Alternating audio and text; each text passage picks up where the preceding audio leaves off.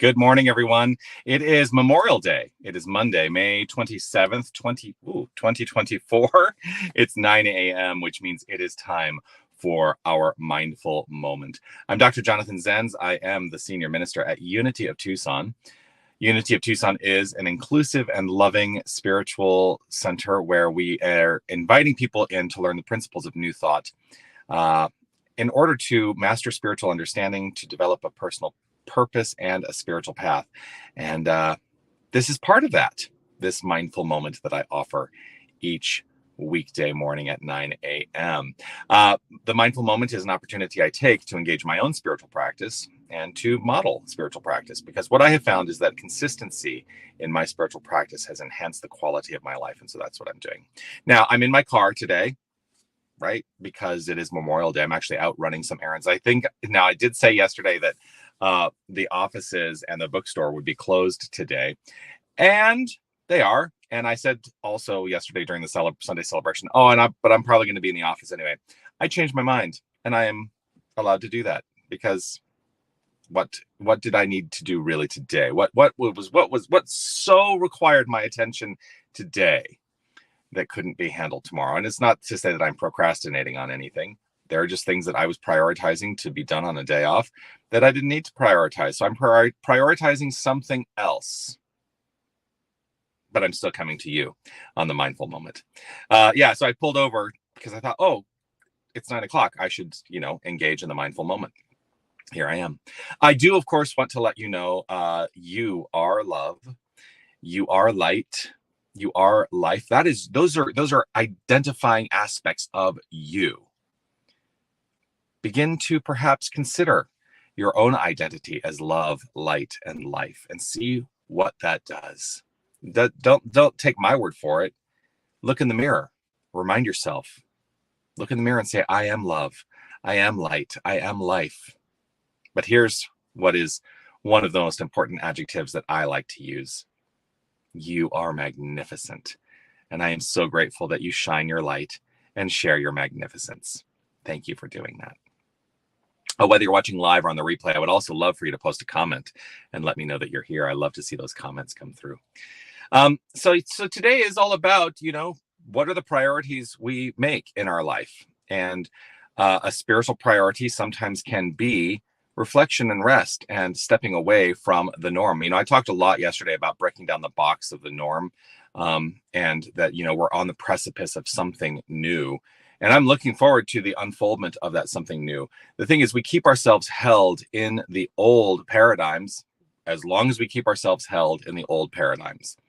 I come from a generation, and I'm going to talk about generational things right now. I come from a generation that was like, you must work hard at the expense of, everything else. And I like hard work. I appreciate it. And yet I was going to go into the office today at the expense of an opportunity I have to live in self-care. And so why would I do that? Well, part of it is because there's that habitual idea in mind. I talked a lot about that yesterday in Sunday celebration. There's a belief in me that is habitualized that I must continue to churn out the work. And I love what I do. Absolutely love what I do. And there are days when I get to step away from it.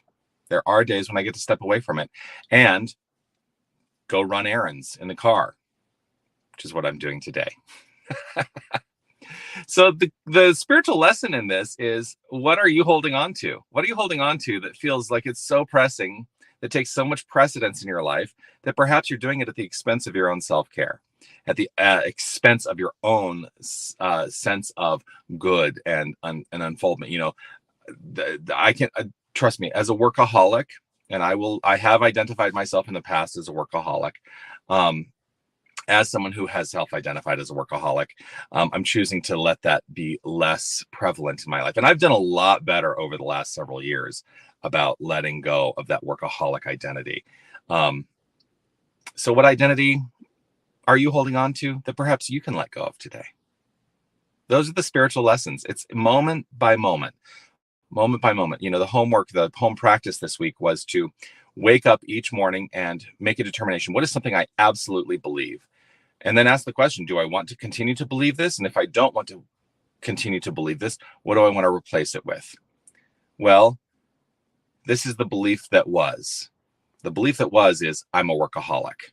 And so I will demonstrate workaholism in the manner in which I express this life. Well, now I'm replacing that belief with the work is always done in perfect time, and I am worthy of having my relaxed time. So that's what I'm going to do today, in addition to run some errands. To the best I can, everything's closed. So many things are closed today. But yeah, so there we are. I'm going to invite us into the practice of affirmative prayer. If it's safe and comfortable for you to close your eyes, I invite you to do so. Simply allow the self to relax, to breathe. And yes, only if it's safe and comfortable, close your eyes. As I always say, I choose to close my eyes as it is an invitation to turn the attention to the inner life.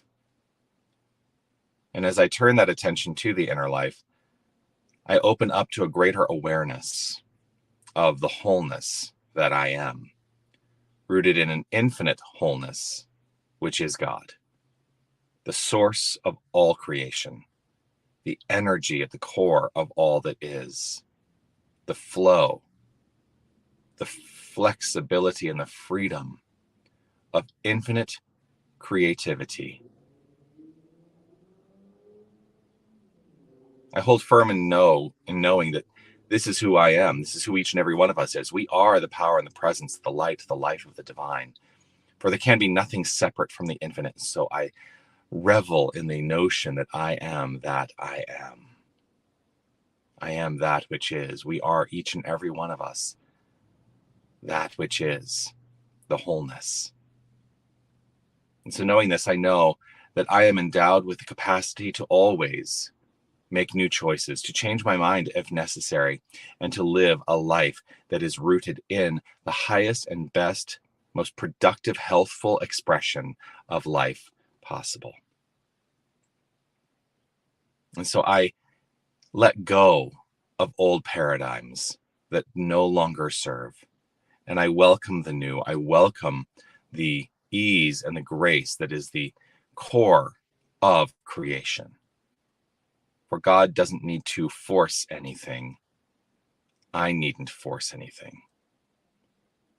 And so I simply allow the unfoldment, relaxing, trusting, knowing, and with great gratitude within, and with great appreciation welling up and overflowing, I simply let it be, trusting in the pure, perfect outflow of this inflow of love. I let it be so and affirm it by saying, and so it is. Amen.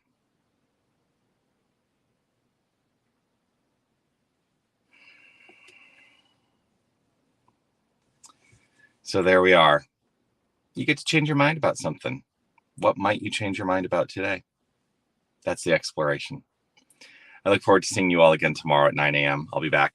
And what else is happening? Oh, we have, of course, Sophia, our women's group, is happening on Saturday.